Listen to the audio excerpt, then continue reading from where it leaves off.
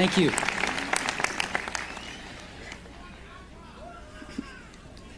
I'm honored to be with you Әлемнің today ең for your үздік commencement университеттерінің from one of the бірінде finest диплом universities тапсыру in the world. сәтінде сіздермен бірге болу мен үшін үлкен құрмет. Truth be told, Мен университет бітірген адам I never емеспін. graduated from Дегенмен де college. бүгін университет түлегі болуға бұрын this is the соңды closest болмағандай I've ever жақынмын. gotten to a college graduation. Today, Мен I want to сіздерге tell you өз 3 өмірімнен stories from 3 my хикая life. айтып бергім That's келеді. it. Бар болған Big осы. deal. Керемет Just three ештеңесі де жоқ. Қарапайым ғана 3 хикая. The first Біріншісі, It's нүктелердің about қосылуы connecting the туралы. dots. I dropped out of Reed College Мен after the 6 ай first 6 оқудан months, соң Рид but then колледждегі stayed around оқуымды as a тастап drop-in for кеттім. another 18 Бірақ months or түпкілікті so кетіп before I қалғанша really әлде quit. 18 ай бойы қонақ ретінде So келіп why'd I кетіп drop жүрдім. out? Мен оқуды неге тастадым? It started Барлығы before да I was мен born. дүниеге келгенге дейін басталған еді. My Менің туған biological анам mother тұрмысқа was a шықпаған, young, жас unwed аспирант қыз graduate болды да, student. мені She асырап decided алуға to put беру me up туралы for шешім adoption. қабылдайды.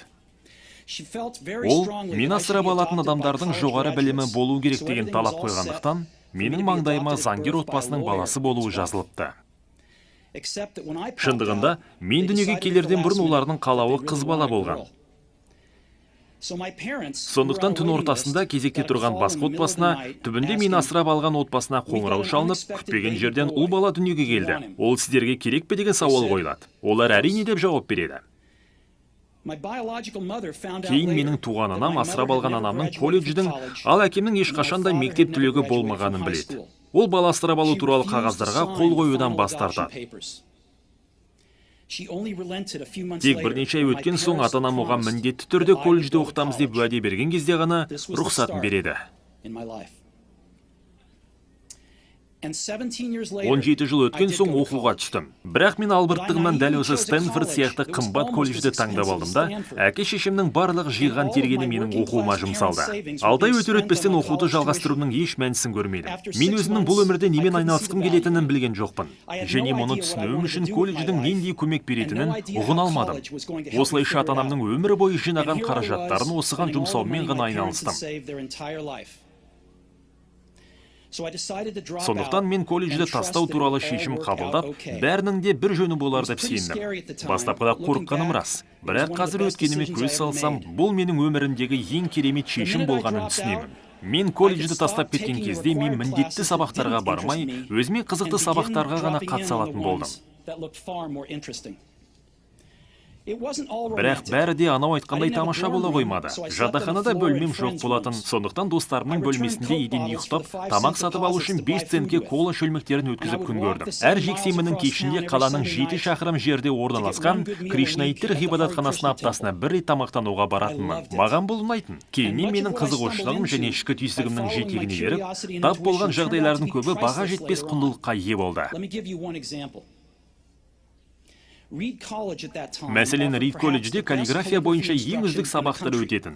Бүкіл Throughout the кампус campus, ішіндегі әрбір every постер, poster, әрбір every суырманың label on бетіндегі every жапсырма drawer қағаздар was beautifully каллиграфиялық қол hand-calligraphed. жазумен жазылатын. Because I had Оқудан шығып, dropped қалыпты out сабақтарға and didn't have to қатыса алмайтын take the normal болғандықтан, classes, каллиграфия сабақтарына I decided жазылдым. to take a calligraphy Мен мұнда class to кертікті learn how to және do this. кертіксіз таңбалар туралы, I learned about әріптер serif комбинациялары and sans-serif арасындағы typefaces, әртүрлі шегіністер about туралы, varying the әдемі amount of space полиграфияны between әдемі different ететін нәрселер туралы letter біліп алдым. combinations, about what makes Ол great ескі кітаптардағыдай typography әдемі, great. ешбір ғылым түсініп It was болмайтындай beautiful, әдемі, historical, нәзік өнер туындысындай еді. artistically subtle Бәрі in a way that ғажайыптай science көрінетін. can't capture. Бұның ішіндегі ешбір нәрсе I сол found it кезде менің өмірім үшін пайдалы болып None көрінбеген of болатын. this had even a hope of any practical application in my life. But 10 years later, Бірақ when we 10 жыл were өткен designing соң, the first біз бірінші Macintosh Макинтошты computer, it әзірлегенде, all came мұның back to бәрі me. де пайдаға жарады. designed it Осылайша all Мак into the әдемі Mac. полиграфиясы It was бар, the first бірінші computer with компьютерге beautiful айналды. typography. Мен колледжде сол курсқа If I had never жазылмағанда, dropped in Макта on that бірнеше single course in гарнитуралар мен college, пропорционалдық the Mac would have қаріптер never had ешқашан multiple болмас еді. typefaces Ал or Windows proportionally spaced Мактан fonts. қаріптерді жай ғана And көшіріп since Windows алмағанда, just copied the дербес Mac, компьютерлерде it's likely олар that no мүлде personal болмас computer еді. would have them.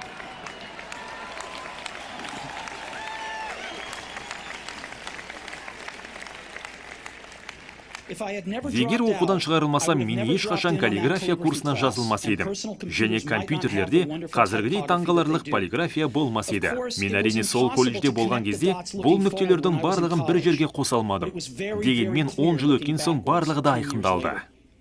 Тағы да айтамын, сіз барлық нүктелерді болашақта болжап қоса алмайсыз. Барлық нүктелер өткенге үңілгенде ғана бір-бірінен жалғанады. Сондықтан сізге болашақта бір-біріне қосылатын нүктелерге ғана сенуге тура келеді.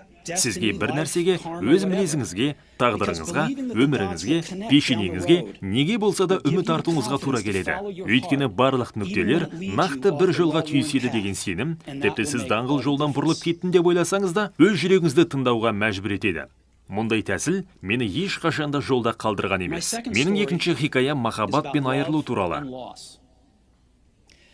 Менің жолым болды. Мен өмірде ұнатып жасайтын нәрсемді барынша ерте таптым. Ол және менің 20 жасымда ата-анамның гаражында Apple-дың негізін қаладық. Біз бар күшімізді салып еңбек еттік. Және 10 жылдан соң Apple гараждағы 2 адамнан 4000 қызметкері бар, $2 миллиард табысы бар компанияға айналды.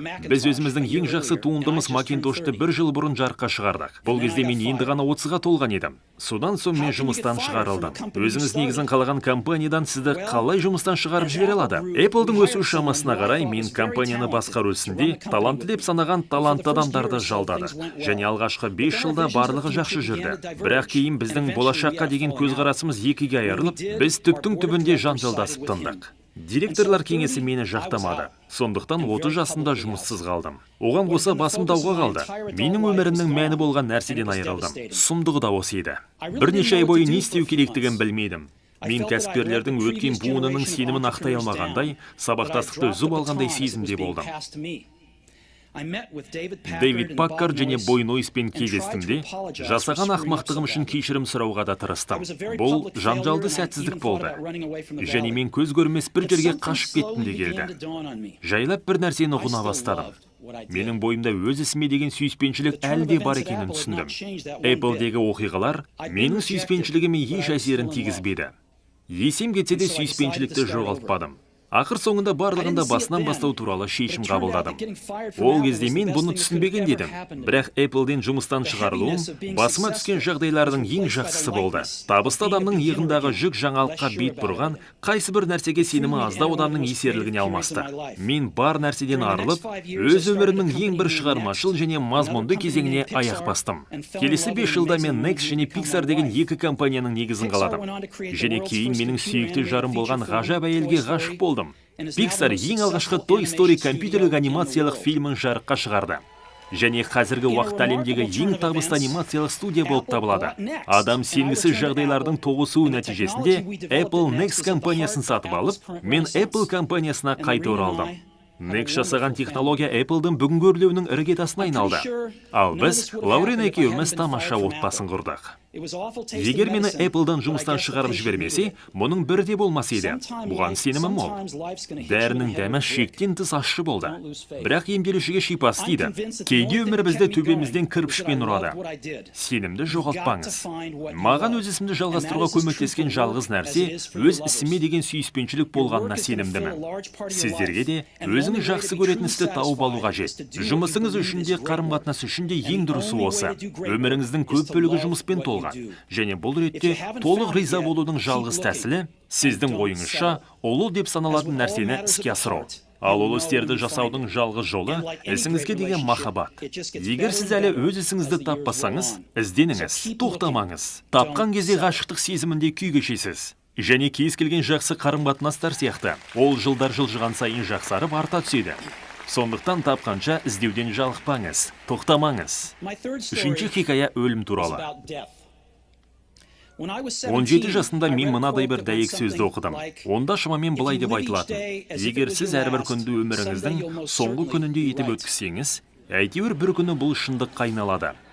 Бұл сөздер маған қатты әсер етті. Және содан бері мен өмірімнің соңғы 33 жылында таңертең айнаға қарап өзіме, егер бүгінгі күні мен өмірімнің соңғы күні болса, бүгін істейтін ісімді істер ме едім деп сұрақ қоямын. Бірнеше күн қатарынан жоқ деген жауап алынғанда ғана мен бірдеңені өзгерту керектігін түсіндім.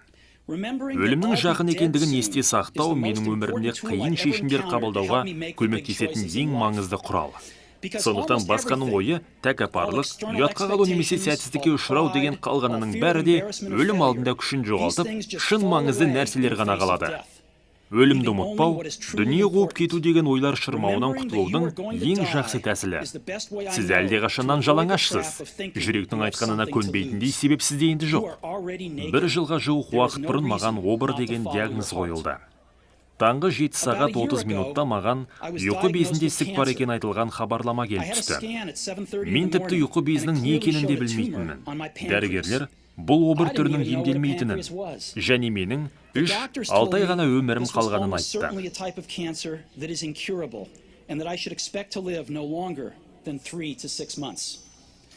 Емделуші дәрігер маған үйіме қайтып, істерімді ретке келтіруім туралы кеңес берді.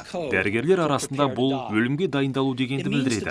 Бұл дегеніміз, келесі 10 жыл ішінде айтпақшы болғандарыңызды балаларыңызға бірнеше ай ішінде жеткізуге талпыну деген сөз. Бұл дегеніміз, барлығының аяқталғанына көз жеткізу. Отбасын қаншалықты мүмкін болса дайындау дегенді білдіреді. Бұл дегеніміз, қош айтысу. Мен қойылған диагнозбен күні бойы өмір сүрдім. Кейінірек кешкі жақын эндоскоп арқылы асқазаным мен іш құрылысыма еніп, ұйқы безіндегі ісіктен инемен сынамалар алды. Мен ояу емес едім. Бірақ сол жерде болған жарым маған, дәрігерлердің жасушаларды микроскоппен қараған кезде қатты таңғалғандарын айтты. Өйткені менің бойымдағы ұйқы безінің обыры операция арқылы емдеуге болатын сирек кездесетін түрі екен. Маған операция жасалды. Енді менің жағдайым жақсы. I'm fine now.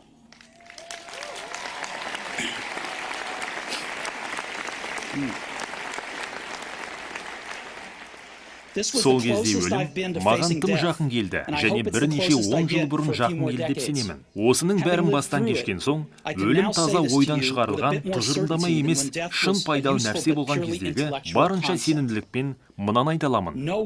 Ешкім де өлгісі келмейді. Тіпті жұмақтан орын тиетін адамдардың өзі де өлгісі келмейді. Дегенмен өлім дегеніміз біз баратын межелі нүкте. Ешкім ешқашан өлімнен қашып құтылған емес. Осылай болу керек те. Өйткені өлім өмірдің ең жақсы туындысы іспетті. Ол өмірдегі барлық өзгерістердің себептері. Ол жаңа жолды ашу үшін ескіден тазартады. Қазіргінің жаңасы сіз, бірақ қайбір уақытта көп уақыт қалған жоқ. Сіз де ескіге айналып, сізден де арылады. Қаншалықты ауыр болса да, шындық осы. Уақытыңыз шектеулі, сондықтан оны біреудің өмірден жұмсамаңыз. Басқа адамдардың ойларымен өмір сүруді білдіретін қағида тұзағына түспеңіз. Сіздің ішкі дауысыңыздың үнін өшіретін бөтен пікірлердің шуына жол бермеңіз. Ең маңыздысы, өз жүрегіңіз бен түйсігіңіздің үніне құлақ асуға батылдығыңыз болсын. Бұл екеуіне қандай да бір беймәлім жолдармен сіздің шын мәнінде кім болғыңыз келетіні бейсенеден белгілі. Қалғанының бәрі де тұрлаусыз.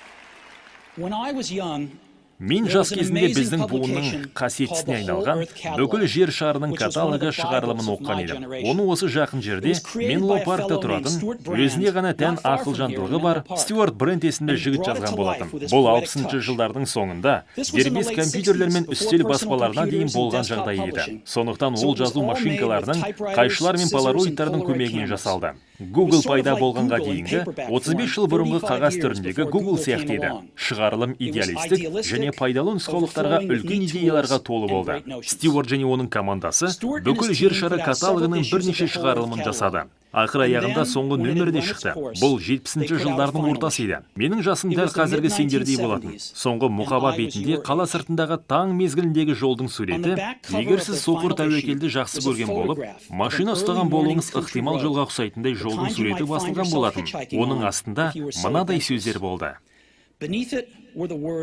Тойымсыз болыңыз, албырт болып қалыңыз. Бұл олардың қоштасу сөздері болды. Тойымсыз болыңыз, албырт болып қалыңыз. Мен де өзіме әрқашан осыны тіледім. Енді сіздер институтты аяқтап, бәрін жаңа бастайын деп тұрғанда, осыны сіздерге де тілеймін. Тойымсыз болыңыз, албырт болып қалыңыз. Бәріңізге үлкен рахмет. Мәтінді аударған Ләйла Бекет қызы, мәтінді оқыған Қуандық Танабас.